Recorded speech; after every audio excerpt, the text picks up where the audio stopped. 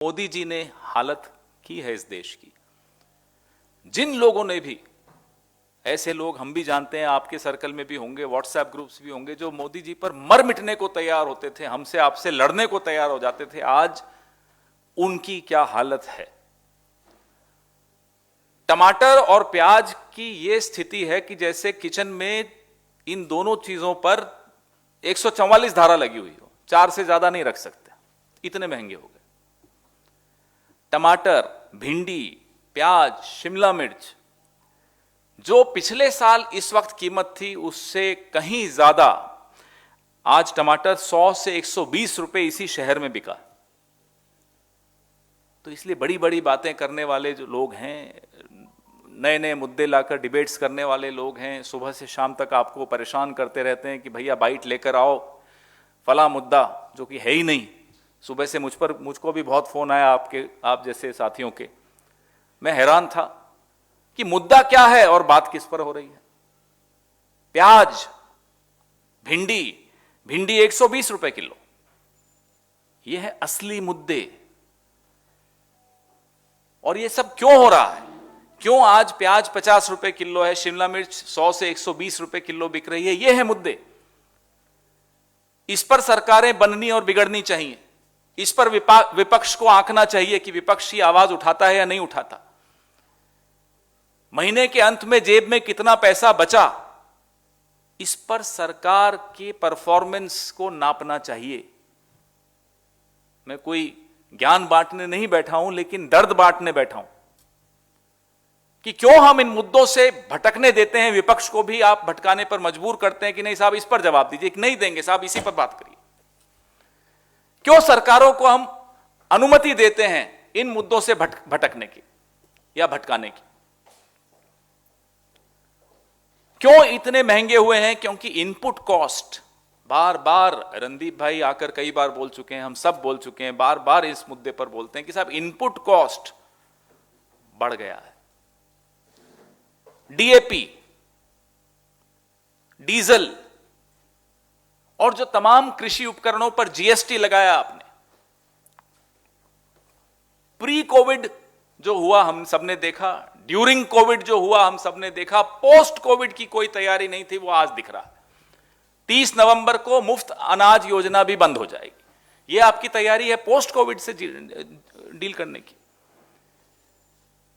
Covid के बाद जब लोग अपनी बची हुई जिंदगी को समेटने का प्रयास कर रहे हैं, अपनी अर्थव्यवस्था सुधारने का प्रयास कर रहे हैं, उस वक्त तो उनको सहारे की सबसे ज्यादा जरूरत है और आप उस वक्त हाथ खींच रहे हैं। तो बड़े दर्द के साथ हम ये बार बार ये मुद्दे उठाते हैं कि आप सबसे निवेदन करते हुए उठाते हैं, साहब इन्हीं मुद्दों पर रखिए राजनीतिक संवाद को, क्योंकि यही मुद्दे हैं जो लोगों के काम आने वाले हैं, यही मुद्दे हैं जो लोगों को दुख पहुंचा रहे हैं, यही मुद्दे हैं जिन पर आधारित होकर लोग अपना वोट तय करेंगे कि किसको देना है किसको नहीं देना।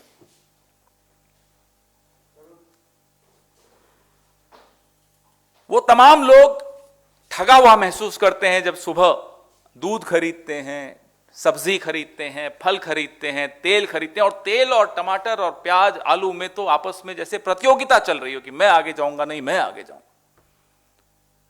वो तमाम लोग ठगा हुआ महसूस कर रहे हैं। आज सुबह से शाम तक हम और आप जब संघर्ष करते हैं और फिर खबर आती है कि रेडीमेड कपड़ों पर और चप्पल पर भी, ये वही चप्पल है जिसको पहनकर मोदी जी कहते थे हवाई जहाज में यात्रा की जाएगी, चप्पल पर भी जीएसटी 5% से बढ़ाकर 12% कर दिया जाता।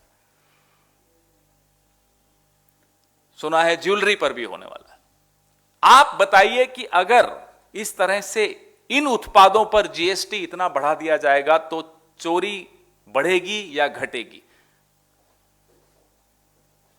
ब्लैक इकोनॉमी बढ़ेगी या घटेगी? मोदी जी के साथ समस्या यह है कि उनको अपनी गलती का एहसास 1 साल बाद होता है और फिर उस गलती को ढकने के लिए दूसरी गलती कर देते हैं। तो 7 साल का मोदी जी का जो कारवान है, गलतियों का एक सिलसिला मात्र है, उससे आगे कुछ नहीं है।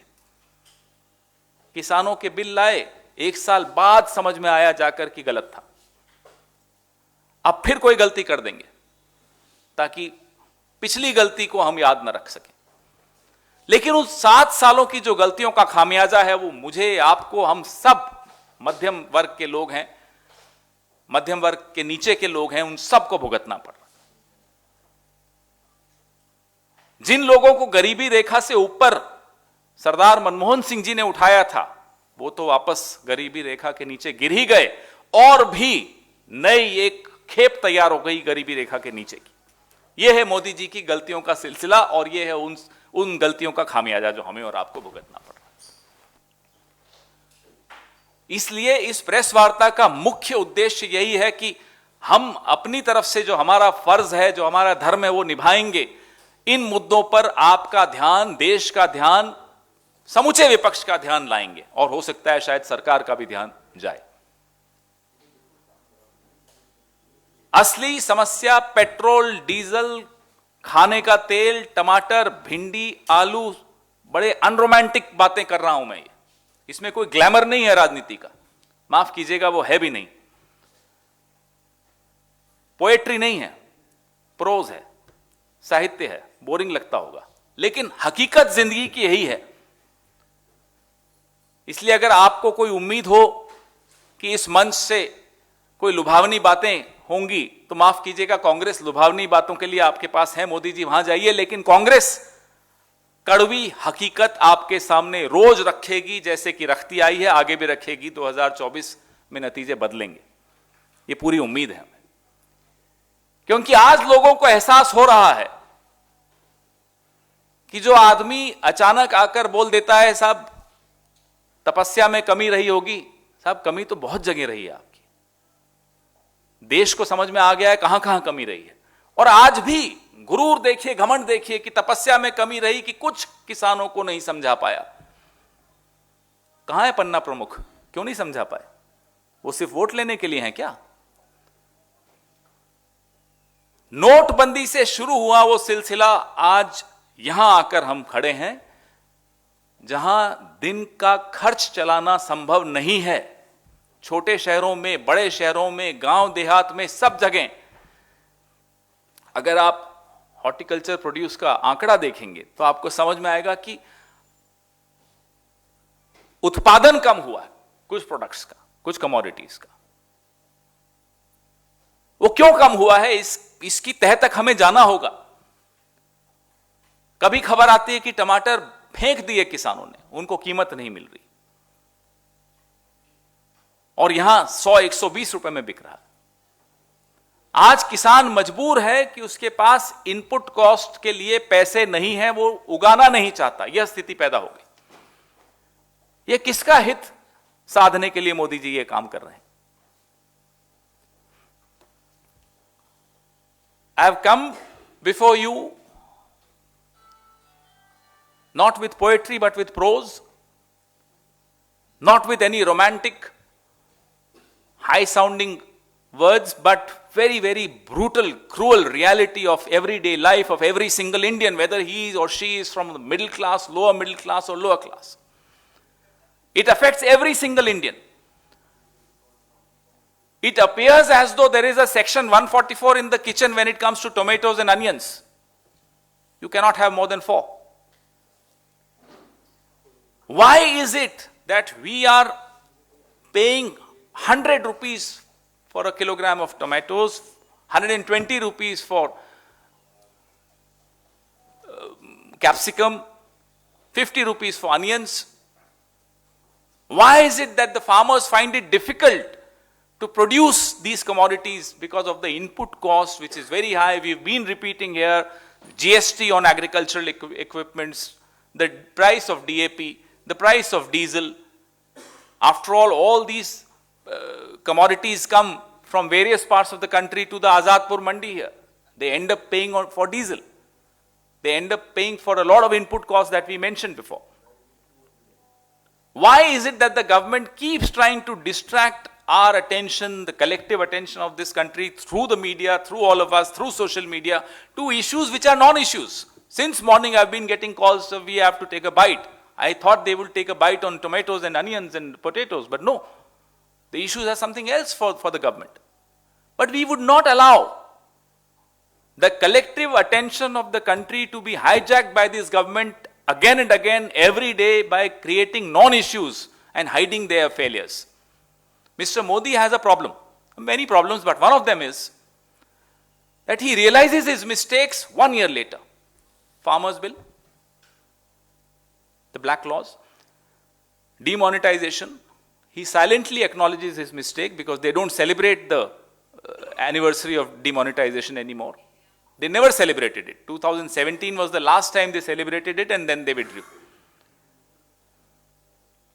So the 7.5 years of Mr. Modi has been a long chain of mistakes, some acknowledged, some realized, some not acknowledged, not realized. Why should the country pay a price for this series of mistakes of Mr. Modi?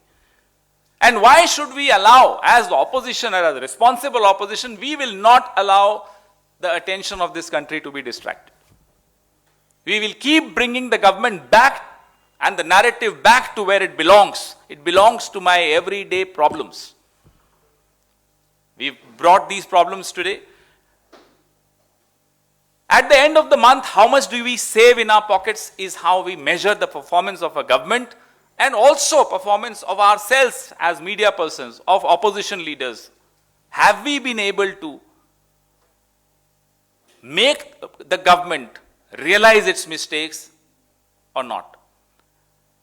As we struggle paying our EMIs, our monthly bills, whether it's milk, petrol, diesel, cooking oil, vegetables, we get to know that the GST on ready-made garments and slippers has been increased from 5% to 12%. Why? This government is getting away with this because you and I are allowing it to get away with it. We will not do it. And I hope even you won't let this government get away with it. I hope we'll all focus on these issues because these are the issues that affect every single Indian. And we owe it to this country, whether we win elections, whether we lose elections, whether we have TRP, whether we do not have TRP, whether we get a promotion in our media organization, whether we do not get a promotion in our media. After all, we also owe it to the country. Your questions, and please focus your questions on this.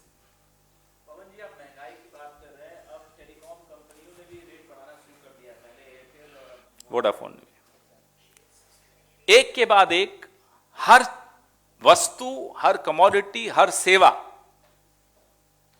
की कीमतें बढ़ती जा रही हैं क्योंकि सरकार को एक भरोसा है कि लोगों का क्रोध,